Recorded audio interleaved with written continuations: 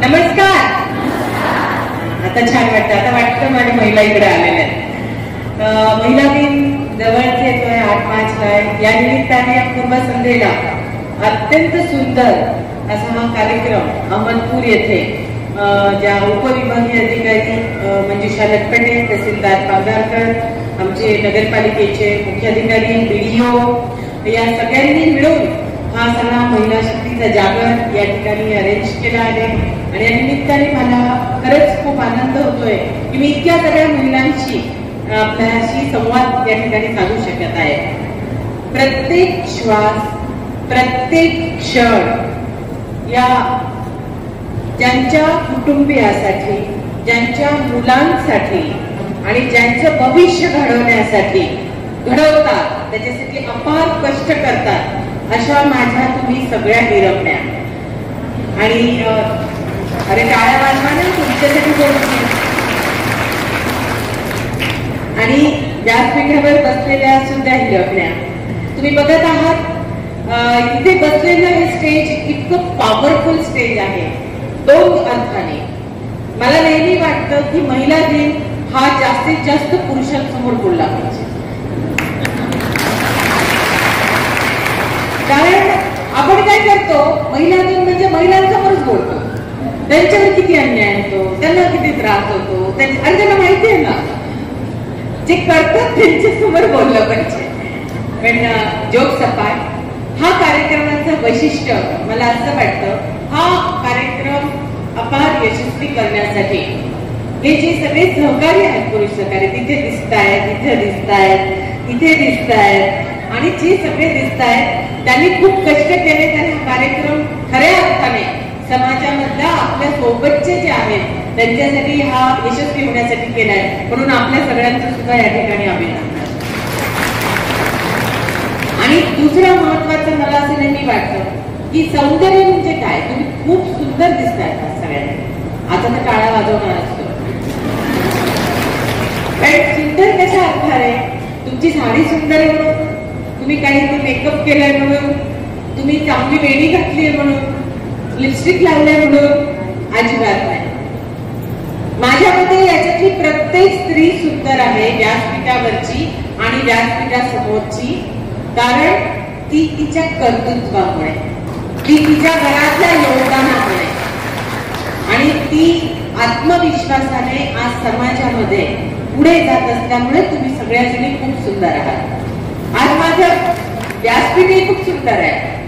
कशा अर्थाने तुम्ही बघितलं का, पोलीस युनिफॉर्म मध्ये कायदा व सुरक्षा ही अबाधित ठेवणारी पोलीस अधिकारी, कर्मचारी, फॉरेस्ट क्षेत्र, वनक्षेत्र व्यवस्थित सांभाळणारी माझी फॉरेस्ट मधली भगिनी, महसूल आणि संपूर्ण सब डिव्हिजन मधला कायदा सुव्यवस्था राखणारी माझी सब डिव्हिजनल मॅजिस्ट्रेट मंजुषा आणि तहसीलदार, आणि त्याचप्रमाणे आमच्या तहसीलदारचा, वेगवेगळ्या स्वयंसेवी संस्था, एकल महिलांसाठी काम करणाऱ्या, विधवा महिलांसाठी काम करणाऱ्या या सुद्धा या ठिकाणी उपलब्ध आहे. व्यासपीठावरच्याही पेक्षा मला अजून छान वाटतं की जेव्हा ग्रामीण भागातील प्रत्येकाच्या आरोग्य चांगलं राहणारी, कोविड मध्ये सुद्धा अविरत काम करणारी आशाताई आणि मेडिकल आरोग्य क्षेत्रातल्या महिला या ठिकाणी, ज्यांचे लहान मुलं आहेत, ICDS मधल्या माझ्या सगळ्या अंगणवाडी सेविका, ज्यांच्या डोळ्यामध्ये त्या बालकांच्यासाठी पोषण करून आपण कसं चांगलं काम करू शकतो हे अविरत माझ्या त्या झगडणाऱ्या सगळ्या माझ्या अंगणवाडीत आहे. शिक्षकाचा वसा, शिक्षणाचा वसा हातात घेऊन प्रत्येक शाळेत, वाड्यावर, तांड्यावर, वस्तीपर्यंत पोहोचणाऱ्या माझ्या ग्रामीण भागातल्या शिक्षिका, आणि तेवढ्याच सक्षमतेने आज मला सगळ्यात जास्त आनंद झाला की ज्या महसूल रेकॉर्ड आणि जन्म मृत्यूपर्यंत सांभाळणाऱ्या आणि अत्यंत अवघड असं असलेल्या कार्य करत असलेल्या माझ्या तलाठी आणि ग्रामसेविका, या सगळं एका अंडर वन रूफ म्हणतो आपण, एका छताखाली हे सगळी महिला स्त्री शक्ती आज या ठिकाणी जमली आहे. आणि मला तुमच्याशी संवाद करण्याचा खरंच खूप आनंद होतोय. आज या महिला दिनाच्या निमित्ताने ऍक्सिलरेट म्हणजे तुमच्या ज्या ऍक्शन्स आहेत, ऍक्सेलरेट ऍक्शन असा हा थीम आहे. म्हणजे आता तुम्हाला वाटेल हे काय आहे, गतिमान करायचं म्हणजे काय करायचं. तुम्ही लक्षात घ्या, भौतिक सुधारणा खूप चांगल्या होत आहेत. आता सगळ्यात जवळ तुम्हाला काय वाटलं विचारलं तर कोणी पटकन काय म्हणणार, मूल म्हणणार नाही, घरचे मेंबर म्हणणार नाही, सगळे म्हणतील माझ्या जवळ माझा मोबाईल, ज्याच्याशिवाय तुम्हाला आता करमत नाही. तर आपण भौतिक जे आहे ते बदल खूप छान होत आहे. काही वर्षापूर्वी आपण म्हणजे काही महिला ज्या होत्या त्या सगळ्या जणी धुणं धुवायच्या, त्याच्यानंतर वाट्या परवंट्यावर मिक्स म्हणजे मसाले वाटायच्या.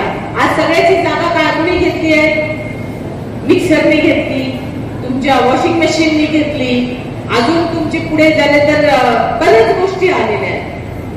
तुमची वेणीची जागा आता मस्त हेअरकटने घेतलेली आहे, आपण ड्रेसिंग सुद्धा घालतो. पण हा भौतिक जेवढी बदल झाला तेवढा आर्थिक आणि इतर गोष्टीत आमूलाग्र बदल झाला का, तर त्याचं उत्तर नाही आहे. निश्चित खूप चांगल्या रीतीने स्पीड आहे, पण ती स्पीड खूप वाढवायची गरज आहे. कारण जोपर्यंत आर्थिक दृष्ट्या तुम्ही पायावर उभं राहणार नाही तोपर्यंत मला वाटत नाही की तुमचा आत्मविश्वास आणि खऱ्या अर्थाने तुम्ही ताठमानेने समाजामध्ये घरात जगू शकता. आता काही बचत गटाच्या महिला आहेत, आधी कमवत नसतात, कमवलं की थोडं पण त्यांनी केलं तर घरात काय म्हणतात, हा आता पैसे आले, शहाणे झाले का म्हणतात ना. आता तुम्ही म्हणणार नाही, मला सांगणार नाही, हळूच मान डोलवत आहे. पण या समाजाच्या वेगवेगळ्या गोष्टींना सामोरे जाताना मला असं वाटतं की आर्थिक सक्षमता हीच खऱ्या अर्थाने सगळ्याचा पाया आहे. आपण आता बऱ्याच लेक्चर ऐकले इकडे, आम्ही तुमच्यासाठी का केले, आमच्या सगळ्या यंत्रणेनी इथं वेगवेगळे स्टॉल्स केले. मी एका दवाखान्यात गेले होते इन्स्पेक्शन करायला PSCच्या, आणि तिकडं कॅम्प चालू होता रक्त तपासणीचा. आणि पहिल्यांदा मी माझ्या ANM ला म्हटलं चल बरं तुझं हिमोग्लोबिन करू. तिचं हिमोग्लोबिन आलं 6.5, जे सगळ्यात कमी. जी सगळ्यांची काळजी घेते तिचं रक्त आलं इतकं कमी. याचा अर्थ आपण सगळ्यांसाठी भांडतो, सगळ्यांसाठी करतो, पण जेव्हा स्वतःची गरज येते तेव्हा तुम्ही त्याच्यामध्ये दुर्लक्ष करतात. हा महिला दिन हा 365 दिवस आपण चालू ठेवला पाहिजे स्वतःसाठी. कारण जगात तुम्ही जेव्हा जन्म घेतात तेव्हा काय नवरा मुलं फॅमिली मेंबर सगळ्यांसाठी घेतात ना, एकट्याच जन्मतात आणि जाताना पण एकटेच जातात. मग जर असं असलं तर मग आयुष्यामध्ये जगताना अपयश यश हे चालूच राहणार. आणि हे चालू असताना नवरा गेला किंवा अजून कुठल्या तरी संकटाचं सामोरं तुम्हाला जावं लागलं तर मग आपण एवढं व्यथित होऊन म्हणजे पूर्ण टेन्शन घेण्याची गरज नाही. कारण एकच वाक्य तुम्ही लक्षात ठेवलं पाहिजे की ज्या अर्थी आपण आयुष्यात एकट्या जन्माला आलो आहे तर तुम्ही सक्षम आहात म्हणूनच एकट्या जन्माला आला, आणि म्हणून आयुष्याचा प्रवास तुम्ही खूप चांगल्या रीतीने करू शकता. मला आज विशेष आनंद आहे की इथे एकल महिला खूप मोठ्या प्रमाणावर आला, आणि तुमची ओळख काही विधवा महिला म्हणून नाही आहे. विदूर माणूस विदूर पुरुष म्हणून ओळख करून देतो काय, नाही करून देत. उलट माझा तुमच्या कर्तृत्वाला सलाम आहे की ज्या पद्धतीने तुम्ही परिस्थितीशी तोंड देऊन समोर जातात, मुलांचा हात घट्ट धरून पुढे प्रगतीला, त्याला शिक्षणासाठी आणि त्याला आयुष्यातल्या नवीन दिशा देण्यासाठी तुम्ही तेवढ्याच तत्परतेने तयार होतात.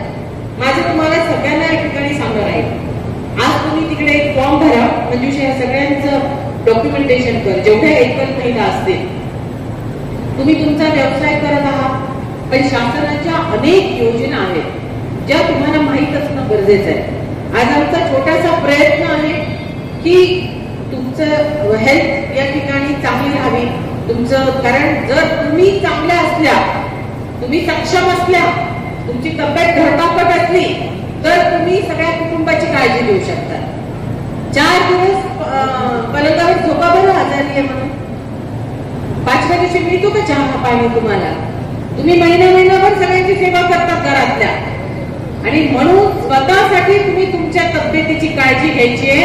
40-50 वर्षानंतर तुमचे गुडघे कुरकुरतील आणि तुम्ही साधा 1 किलोमीटर पण चालू शकणार नाही, अशी स्थिती तुमच्या आयुष्यामध्ये निर्माण होऊ नये.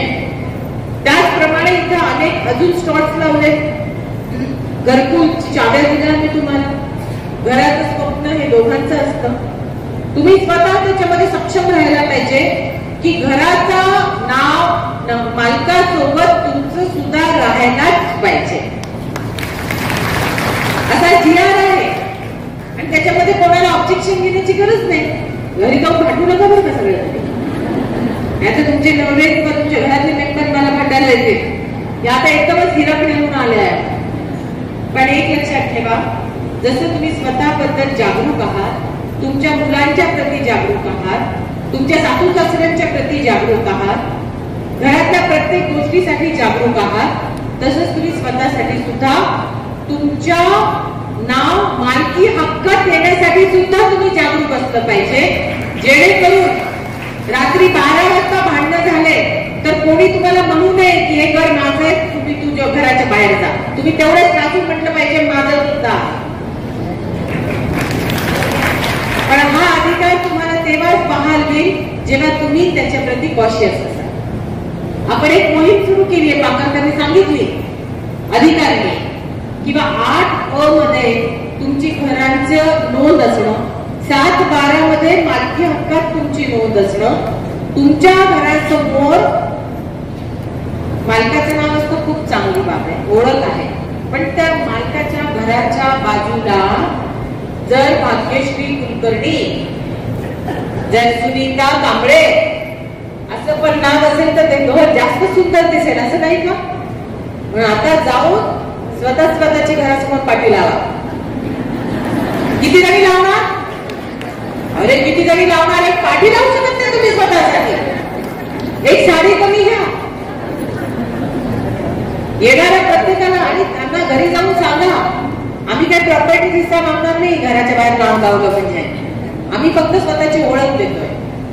मला लोकांनी प्रश्न विचारले की पाठी लावल्यावर काय काय होणार आहे? पाठी लावल्यावर तिला काय घरची प्रॉपर्टी मिळणार आहे का काय मिळणार आहे?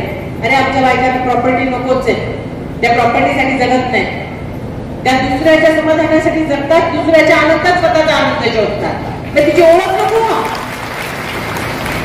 तुमची स्वतःची ओळख पाहिजे ना. या भूतलावर जन्म घेतला तुम्ही तर तुमची ओळख प्रत्येक ठिकाणी निर्माण करण्याचा प्रयत्न करा. 2 चाक आहेत समाजामध्ये. 50% लोकसंख्या स्त्रियांची आहे, 50% पुरुषांची आहे. आणि हा पूर्ण महिला दिन म्हणजे लोकांना वाटतं की पुरुषांशी भांडायचं किंवा त्यांनी अजिबात नाही. ही संकल्पना समजून घ्या. संकल्पना अशी आहे की त्यांचा विकास पुढे गेलेला आहे, आपला त्यांच्या सोबतचा विकास आपल्या कुटुंबासाठी आणि आपल्या स्वतःसाठी तेवढ्याच ताकदीने करण्याची ही लढाई आहे किंवा ही एक मोहीम, एक चळवळ आहे. आणि या चळवळीत आपण स्वतःला सामावून घ्यायचं आहे. आणि त्यामुळे मी एका शाळेत बालकामगारांचं काम करत होते. बालकामगार प्रकल्प रन करताना मला एका शाळेमध्ये अनेकदा लक्षात आलं की 2-4 मुलींची आई आहे, त्या त्यांच्या मुलीला शाळेतच पाठवत नव्हत्या, त्या त्यांच्यासोबतच धुणं भांडीला घेऊन जायच्या. तिकडे 4-5 कम्युनिटी वर्कर कंटाळले, दररोज जायचे, त्या आईला समजून सांगायचे. मग ती म्हणायची काय पैसे काय तुम्ही देणार आहे का? ती 4 घराचे भाते धुणं केलं, घर मला पैसे मिळतात. मग सगळे म्हटले नाही मॅडम ते काही येऊ शकत नाही, ती शाळा बंद करावी लागेल. म्हटलं ठीक आहे, मला दाखवा घर. मग दुसऱ्या दिवशी मी त्या गल्लीत गेले त्या सगळ्यांसोबत. त्या बाईला एकच प्रश्न विचारला, मी काहीच बोलले नाही की शाळेत पाठवा असं आहे, याचा फायदा इतका आहे, तोटा आहे, काहीच नाही. म्हटलं ताई इकडे या, तुम्ही तुमचे हात दाखवा. आता भांडे धुणं करणाऱ्या आपल्या बाईचे हात कसे असतात हे मी काही तुम्हाला सांगायची गरज नाही. मी तिला एकच बोलले, आयुष्यभर तुम्ही एवढे काबाड कष्ट करून स्वतःचं आयुष्य असं जगत आहात, तुम्हाला वाटतं का तुमच्या मुलीने पण तुमचं आयुष्य असं तिचं जगावं? पुढच्या दिवशी तिची मुलगी ती स्वतः शाळेत घेऊन आली. कुठल्याच आईला वाटत नाही की आपल्या मुलांनी किंवा मुलीनी असं संघर्षाचं आयुष्य जगावं, तिचा संपूर्ण प्रवासच आपल्या पिलांसाठी, आपल्या घरच्यांना जास्तीत जास्त चांगलं करण्यासाठी असतो. महिला दिनाच्या निमित्ताने मी आज तुम्हाला एवढंच सांगेन की परिस्थिती कशी आहे, चांगली आहे का वाईट आहे ते महत्वाचं नाही. तुमच्याकडे किती पैसे आहेत, तुम्हाला असं वाटतं का करोडो रुपये असलेली व्यक्ती खूप सुखी असते असं वाटतं का? किंवा अजिबात पैसा नसलेली व्यक्ती दुःखी असते? सुख आणि दुःख मान्यवर आहे. तुम्ही किती समाधानी आहात आणि त्या समाधानाच्या व्याख्येमध्ये तुम्ही किती आनंदित आहात आणि मानाने तुमचं घर किती चांगल्या रीतीने चालवत आहात. कोणाशी बरोबरी करत नाही की समोरच्या बाजूला टू व्हीलर आली तर माझ्या अंगणात टू व्हीलर का नाही, अशी स्पर्धा तुम्ही कोणाशी करत नाही. तोपर्यंत तुम्हाला कुठल्याही दुःखाचा लवलेश तुम्हाला स्पर्शू शकत नाही. आणि म्हणून मला बऱ्याचदा वाटतं की स्पर्धा ही महिलांची ही स्वतःशीच असते. बऱ्याचदा आपल्याकडे म्हटलं जातं की महिलाच महिलांना मागे घेतात. बचत गटाच्या महिला असतील तर 4 दिवस चांगल्या जमतात, मग ते म्हणतात की 5व्या-6व्या दिवशी मॅडम खूप भांडायला लागतात. मला ते चित्र आता बदलत चाललंय. आम्ही का तुमच्यासाठी कार्यक्रम करतोय? तुम्ही या निर्णय क्षमतेमध्ये आज खूप कमी स्त्रिया आहेत, खूप कमी निर्णय घेतात आणि जोपर्यंत निर्णय क्षमतेमध्ये तुम्ही तुमच्या मुली येणार नाही तोपर्यंत तुमच्या कल्याणासाठी काय चांगलं पाहिजे किंवा अजून काय तुम्हाला न्याय दिला पाहिजे हे तेथपर्यंत समजलं जाणार नाही किंवा तेवढं प्रभावीरित्या अंमलबजावणी करता येणार. आज तुम्हाला मी एवढं सांगेन, अनेक कायदे आहेत, कायद्याची अंमलबजावणी करणं हे आपल्या सगळ्यांचं काम आहे. मग सगळेच कायदे आपली अंमलबजावणी केली असती तर हुंडा प्रतिबंधक कायदा कितीतरी वर्षापूर्वी झालेला आहे. आता कळलं की तुम्हाला मी कशामुळे म्हटलं? मग खरंच कोणी हुंडा घेत नाही का इकडे किंवा देत नाही? म्हणजेच कायदा आणि प्रशासन एकटा कुठला कायदा अंमलबजावणी करू शकत नाही, त्याला जोड समाजाची लागते. आणि समाज म्हणजे कुणी नसून तुम्ही आम्ही आहोत. इथे बसलेली प्रत्येक व्यक्ती आहे. आणि म्हणून घरी गेल्यानंतर समानतेच्या संधी आपण जेव्हा बोलतो, मी माझ्या महिला कर्मचाऱ्यांना, अधिकाऱ्यांना सुद्धा कधी कधी राबवते, तुम्ही नंतर विचारा, की आपण जर पगार पुरुषांना घेत असू तर कर्तव्य आणि जबाबदारीमध्ये सुद्धा आपण त्याच्यापेक्षा जास्त मरमर केली पाहिजे. त्या ठिकाणी आपण त्याचा फायदा घेता कामा नये. तर आपल्याकडे आदर आणि रिस्पेक्ट हा कायम राहील. त्याचप्रमाणे तुम्ही तुमचं घर सांभाळताना इथून पुढे कुठल्या योजना आहेत, त्या योजनांमध्ये तुम्ही कशा फिट होतात, त्याचा फायदा तुम्हाला आणि तुमच्या कुटुंबाला कसा दिला जातो, यासाठी सतर्क राहणं जितकं आवश्यक आहे तेवढंच महिला दिनाच्या निमित्ताने तुम्ही स्वतः सुद्धा आरोग्यदायी, सुरक्षित आणि चांगलं आयुष्य जगणं हे तुमचा मूलभूत अधिकार आहे. आपल्याला बऱ्याचदा वाटतं की चांगलं जगणं हे दुसऱ्यासाठी आहे, चांगलं जगणं आपल्यासाठी नाहीच आहे. मी एक मजा सांगते आणि नंतर थांबवते, कारण मला अजून एका कार्यक्रमालाही जायचंय. की माझी एक मैत्रीण होती, खूप भारीची पैठणी घेतली बरं का मंजुषा, आणि नंतर मी 4-5 वर्षांनी विचारलं, अरे तिचा फोटो वगैरे तू दिसला नाही, त्यामुळे जितकी भारीची मी नंतर घालते. असं करत करत 5-7 वर्षानंतर तिचा नंबर लागला. म्हणजे चांगल्या गोष्टी घ्यायच्या आणि त्या वापरायच्याच नाही का तिथे भारीची. मग हे आयुष्याच्या बाबतीत सुद्धा असंच आहे. तुम्ही सगळ्या गोष्टी या दुसऱ्यांना देताय, स्वतःसाठी वापर करत नाहीये. मी कित्येक बायका बघते, चहाच्या भांड्यामध्ये दूध शेवटी राहिली की त्याच्यात पाणी घालून चहा पितात. हसू आलं बघा तिकडे इकडे. कशामुळे? सगळ्यांची तब्येत चांगली, तुमच्या तब्येतीला काही महत्व नाही का? भाजी सगळ्यांना देता, शेवटची 2 एवढी भाजी खातात आणि भली मोठी पोळी भाकरी खातात. काय सत्व मिळणार आहे तुम्हाला? आणि तुम्हाला जर वाटत असेल ना याच्यात तुम्ही त्याग करताय, तर हे सगळं पिक्चर सारखं आहे. पिक्चर मध्ये दाखवतात ते इथनं त्याग नाही, याच्यात काही त्याग वगैरे नाहीये. तुम्ही स्वतःवर अन्याय करताय आणि स्वतःची तब्येत खराब करताय. त्यामुळे फार या गोष्टींना मी तर पुढचं म्हणेन, आता जर घरी स्वयंपाक केला ना, पहिले स्वतःचं काढून घ्या. तर तुम्ही या घरातल्या महिला आहे, काय काढून घेऊ शकत? काय त्याचे पाप आहे का? पाप आहे का? पाप आहे का? नाही, मला मागून उत्तर येत नाहीये. मग आजपासून चांगलं खायचं, चांगलं जगायचं आणि आनंदित राहायचं. सकारात्मक दृष्टीने तुम्ही आयुष्य जगता आलं पाहिजे. पुढे जगण्यापेक्षा आनंदाने हसत जगा ना. एकच आयुष्य आहे. किती 84 लक्ष फेऱ्यानंतर असं काही म्हणतात की एक मनुष्यचा दीर्घमय मिळतो. आणि मला जर विचारलं ना की पुढच्या 7 जन्मात काय व्हायला आवडेल, मी तर म्हणेन मला बाईक व्हायचं. इतकं सुंदर आयुष्य दुसरं कोणाचं असूच शकत नाही. निसर्गाने इतकी सुंदर व्यवस्था आपण दिलंय तुम्हाला, इतकं सुंदर संवेदनशील मन दिलंय. अरे कुठल्या युनिव्हर्सिटीमध्ये जातात तुम्ही पोळी कशी करायला शिकायला? कुठल्या युनिव्हर्सिटीत जातात? हॉवर्ड मध्ये? अजून कुठल्या मुंबईच्या युनिव्हर्सिटीत जाऊन भाजी कशी फोडणी द्यायची शिकल्या? नाही शिकल्या ना. तुमचे ते काय पापड असतात, आता उन्हाळा झाला, कुरडई करतात, पापड करतात, सांडगे करतात. आता दुसऱ्याला पटकन करायला लागलं तर सगळं खराब होऊन जातं सगळं. हे जर तुम्ही इतक्या पटपट शिकतात, हे सुद्धा एक सायन्स आहे. याच्यासाठी मोठे मोठे 5 स्टार मधले शेफ हे हॉटेल मॅनेजमेंट करून प्रशिक्षण घेऊन, शिक्षण घेऊन तरी त्याचे 100 पदार्थ बिघडतात. जर हे तुम्ही कुठल्या आयुष्याच्या याच्यामध्ये शिकत नाही तर जात्यास तुम्ही खूप हुशार आहात आणि व्यवस्थापनामध्ये सुद्धा हुशार आहात.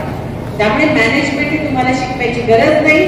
तुम्ही सगळ्या सक्षम आहात, सुंदर आहात. सुंदर कसं मी सांगितलेलं आहे तुम्हाला, ती सुंदरता. आणि म्हणून हा महिला दिन हा स्वतःसाठी, स्वतःच्या विकासासाठी, स्वतःवर अन्याय अत्याचार होणार नाही. अन्याय म्हणजे अगदी बाहेर नाही, घरातल्या छोट्या गोष्टीत सुद्धा. आपलं तुमचे मुलं काय म्हणतात मोबाईल वापरताना? जरा तुम्ही फेसबुक किंवा काही वापरायला सुरुवात केली, व्हॉट्सअप, तुम्हाला कळत नाही कारण तुम्ही जाणून घ्यायचा प्रयत्न करत नाही. मग तुम्ही गेले की ते म्हणतात आई आहे तुला काहीच कळत नाही, मी करून देतो. मग मुलगा म्हणतो आईला काही कळत नाही, नवरा म्हणतो बायकोला काही कळत नाही, सासू-सासरे म्हणतात सुनेला काही कळत नाही, आणि मग मैत्रिणी म्हणते तुला काहीच कळत नाही. म्हणजे मग शेवटी तुम्ही काय म्हणतात तुम्हाला काही कळतच नाही. पण हे कुणी सुरू केलं मला काही कळत नाही म्हणून? तुम्ही सुरू केलं. आजपासून कोणीच म्हणायचं नाही मला काही कळत नाही, सगळ्यांनी म्हणायचं मला सगळं कळतं. म्हणणार ना? तर आजपासून तुम्हाला सगळं कळतंय. तुम्ही कोणाकडे शिकण्याची गरज नाही. तुम्हाला अडचण आली तर गुगल आहे, गुगलवर टाकायचं, शिकायचं आणि ताठमानेने जगायचं. आयुष्यामध्ये सगळ्या गोष्टी मिळतात, पण सन्मान आणि प्रतिष्ठा आपली स्वतः संघाला बनवावी लागते आणि ती तुमच्या हातात आहे. महिला दिनाच्या निमित्ताने मी पुन्हा एकदा व्यासपीठावर बसलेल्या सगळ्यांचं, मंजुषा लटपटे, पांगारकर, तहसीलदार, आमचे सगळे त्याच्यात सीईओ, सगळ्याच महिला, व्यासपीठावरच्या सगळेजण यांचं अभिनंदन करते. मी विचार केला नव्हता की इतका सुंदर मेळावा असेल. मला वाटतं एक 15-20 मिनिटं थांबेल आणि लगेच निघून जाईल.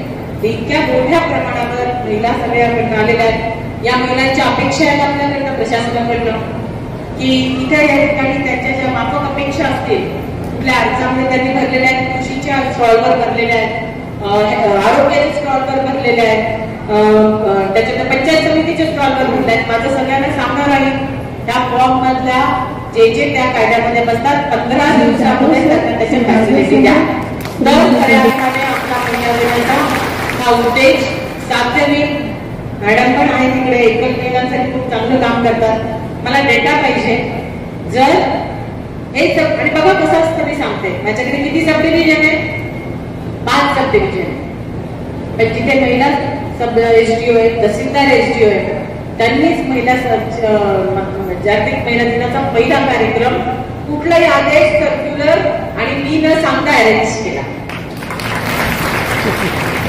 म्हणजे एक जात्यात त्यांच्यामध्ये त्यांना वाटलं की हा कार्यक्रम आपण आपल्या महिलांसाठी घ्यावा.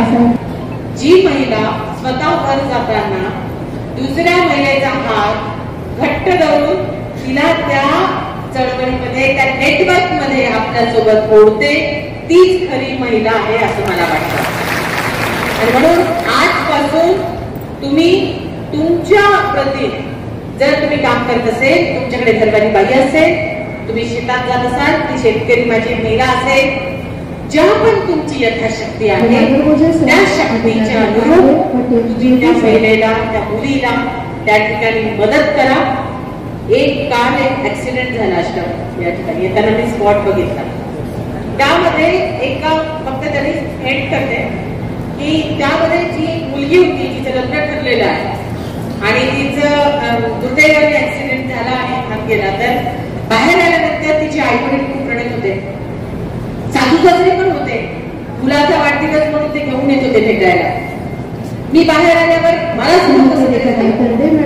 तोपर्यंत तुम्ही रडलं नाही. मी फक्त म्हटलं, त्या सासऱ्याजवळ मी गेले आणि त्यांना फक्त एकच म्हटलंय, तुमची मुलगी आहे असं समजा आणि लग्नाला मला बोलवा. या वाक्यावर मुलीचे आई वडील हमसून रडले.